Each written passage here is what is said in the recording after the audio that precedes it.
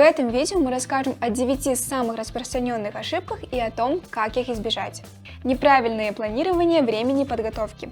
Знаете ли вы, что по статистике ученики, которые готовились к поступлению больше 2 лет, чаще поступают в топовые школы? Подготовка за 2-3 месяца до экзамена редко приносит успех. Давайте дадим детям достаточно времени, чтобы они успели усвоить материал, привыкнуть к нагрузке и устранить пробелы в знаниях.